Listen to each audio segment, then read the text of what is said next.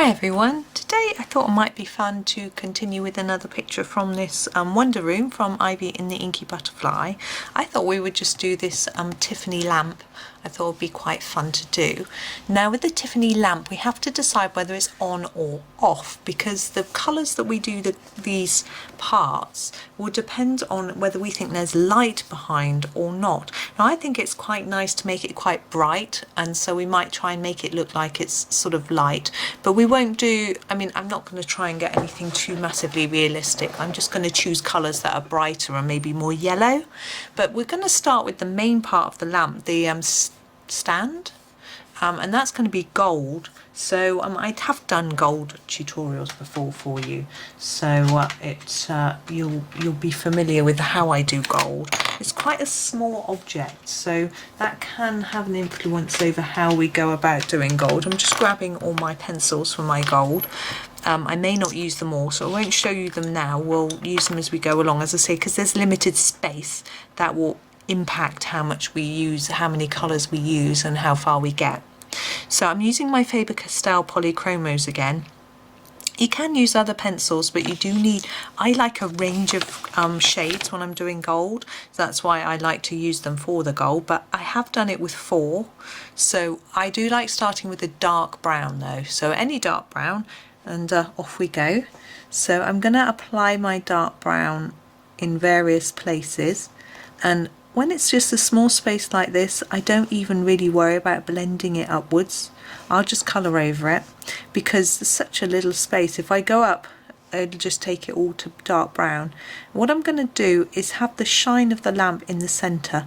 I just find that makes it much easier for me. So we're going to put the dark at both ends, and we're going to aim to have a light part in the middle here. And that sort of determines that's, our fishbowl is shiny here, which actually makes sense because we've got the lamp here. So hopefully it will all sort of make sense, but we'll see. Oh, it's thundering. I don't know if you can hear it. You'll guess now that I made this I've only just made the fishbowl video, and now I'm doing this one, even though they won't be next to each other when they're released, because I try and mix it up a little bit for you. So it's still thundering.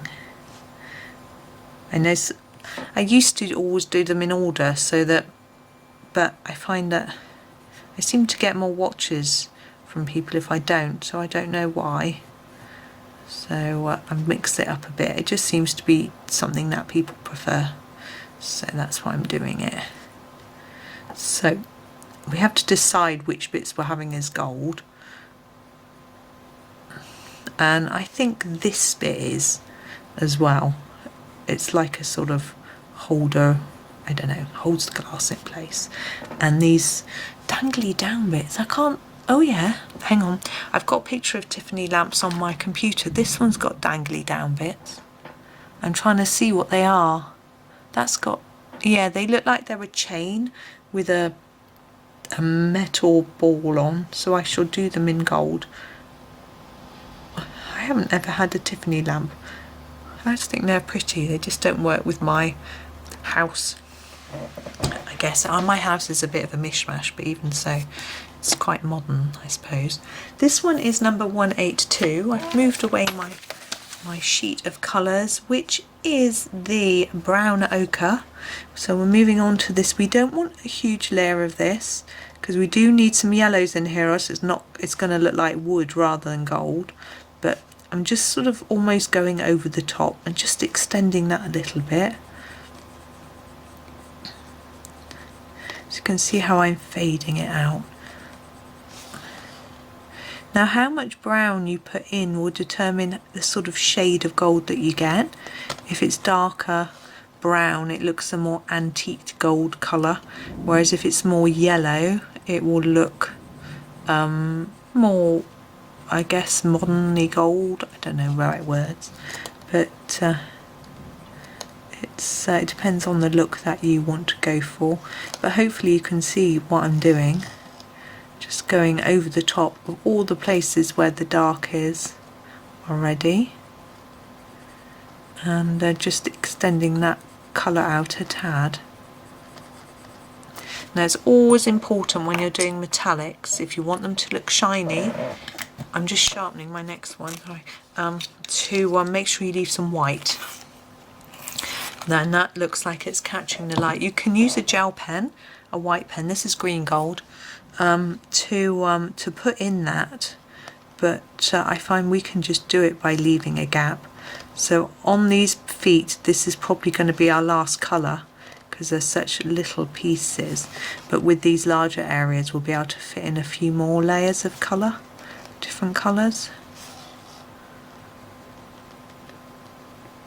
But I think that's okay because they'll be shaded more anyway because they're nearer the bottom, so they probably would be darker. So keep going.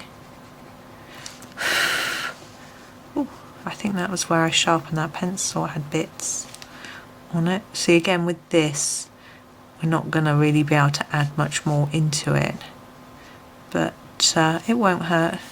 Oh, just do that bit before we forget. Go at the top. Before doing that I will forget. There we go. See, that here is probably it as well, but we're going to take our light yellow ochre to do another layer in places. So obviously we're going to avoid the feet. I'm going to go into the bottom of the stand or base. I think it is stand or base, maybe either, don't know. Bring that in, remembering we must leave white, so we don't want to overdo this layer in the areas where we've only got a very small amount of space. See here, I'm just going to do a tad here and here and then leave it. I'm not going to do any on those top balls. I think we've got enough. Just filling in the gaps there, some white. Now we're going to go in with a lighter yellow. This is the dark Naples ochre. It needs sharpening because we've only got a little space. But hopefully you can see that it's beginning to look like gold. I think this is going to be our last one. I'm just going to draw these together and leave the littlest gap. Some people leave a big gap. I try and leave just a almost invisible gap, but still some. It's actually, when I take a photograph, the gap's really obvious. It seems to really show up on my camera. What I've done here is I've left the gap to the left of this line because it falls exactly on that line, but because that line's there it would just look black. So I'm hoping that by leaving it there, if I left it both sides I think it would be too big. So I'm hoping that just by leaving that little gap there it will be enough to indicate shine. And we're going into the middle here and here, and there we go. There's our gold stand. I think we'll leave it there. I'm just going to put the other yellow I got out of the way so I don't get confused when I'm writing down the numbers for you. So we are now on to the main part of the lamp. Now there are lots of different designs and colours and things like that, and it is quite tempting to do quite a lot of black. But as I'm looking, most of them have quite a harsh black line around each colour, and I tempted to go around those lines in a gel pen to thicken them, but I think I will just colour the lamp and then see how it looks. So because it's glass, it's not going to have a graduating colour or any shade, so each area is just going to be a block of colour. I'm going to start with some red. I think that will be nice. I'm going to do all the petals on the flowers in a red. So we're going to start with that. This red that I have picked is the pale Geranium Lake. It's not too dark a red. I don't want a really dark one. Remember we were talking about making the lamp look like it was on. So we want colours that sort of look like that are nice and bright, rather than ones, if I took a really dark red it might look too dark, like it wasn't switched on. It doesn't matter if it at the end it doesn't look like it's on, you know, it's no one's going to know that that's what you were intending to go for. Now, I'm not sure what to do for the sort of background either. We've got quite a lot of space around the flowers and things like that. And I'm looking at the various different pictures I've got on my search engine to see what happens. And it seems to vary a lot. Some lamps have a blue and they have lots of blue, so almost the whole lamp is a blue theme with different shades of blue. This one I'm looking at right now, the background is sort of orange coloured. And it's got red poppies on it, so it's a little bit tricky. Some of them are just sort of yellow, some of them have got green, some of them haven't got a lot of space between items, so they don't have that sort of thing going on. So I'm just thinking about what to do. You could obviously choose your favourite colour. We need it to work with this red. And if we're going to do the centres of these in a yellow, which often we do with flowers, then we don't want a yellow background or else that yellow will be lost. So I'm just going to have another quick flip through. So we've got a yellow, we've got blue, we've got white, we've got pink. I think we will go for a yellow, but we will go for quite a dark yellow because it'll be nice and warm. And I'm thinking this one here, this is the dark cadmium yellow. I purposely avoided the ochres because we've got those in the gold. I want something a little bit different. So I am going to go for yellow and we'll do our centres a different colour. So I'm just going to do all this background now with the yellow. It's very easy because it's just an even amount. Now, with some yellows, it can be quite difficult to see when you've applied the yellow because it's so similar to the way it reflects the light is the same way the white paper reflects the light, and it can be really hard to see if you've missed any areas. I do make that mistake a lot. I've made it on camera, so you maybe have seen that before. So, but with this one, because it's a more orangey yellow, I'm hoping that I will be able to get better coverage with it. So, and it looks nice and warm. The only thing is it's not very see-through, which means that it doesn't look like it's glass, but I think we'll get away with that because obviously a Tiffany lamp is made of glass, and so I have been asked to do a glass tutorial, but I don't think this is the sort of glass that was required. But there we go. But we've done that one. Oh, I've got a very itchy nose. So we're going to do the centres of the flowers in very pale yellow. Going to go for this one. You can see it's really different. This is the light cadmium yellow. So that one was more of a pale orange. This is more of a definite pale yellow. And we're just going to do those centres. This is the sort of shade of yellow that I really struggle to get full coverage with.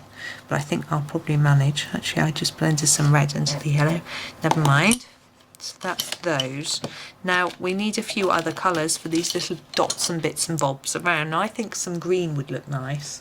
I'm going to go for this, for the emerald green, because I think it looks more see-through and shiny.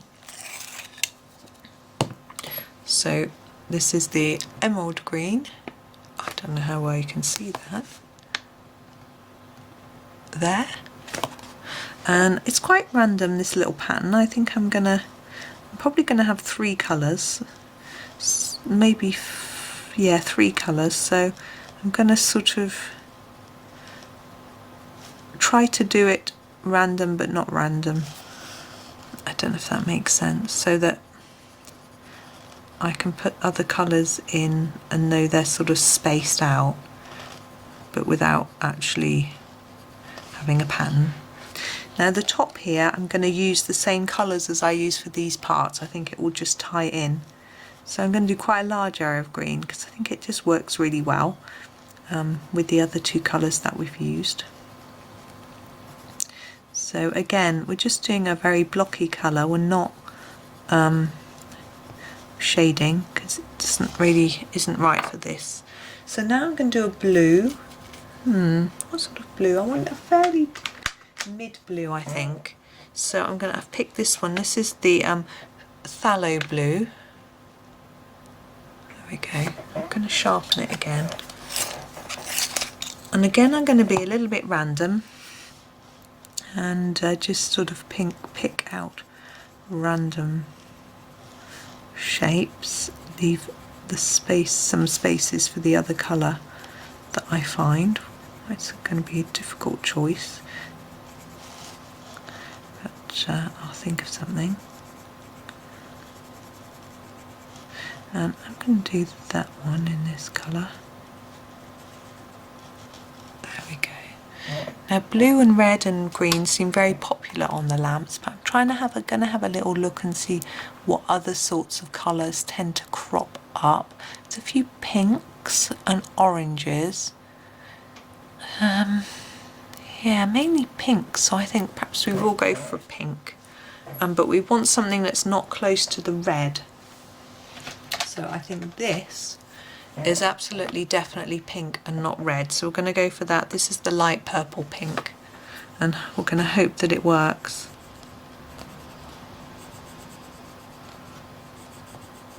So you can use any colours for yours, just pick your favourite colours if you want to, it doesn't really matter. Now I don't know whether to draw some shine on this glass or whether to just leave it as it is because it's glass. The lamps that I'm looking at in my photos are all switched on. You don't tend to have a shine on them, so I think I probably won't do one. I think I'll probably just leave it like that. Now, I think it does look quite bright, so it could be shining, and as I say, we've got this light down here catching on the fishbowl, which gives the impression of shine as well. So I think I will leave it there.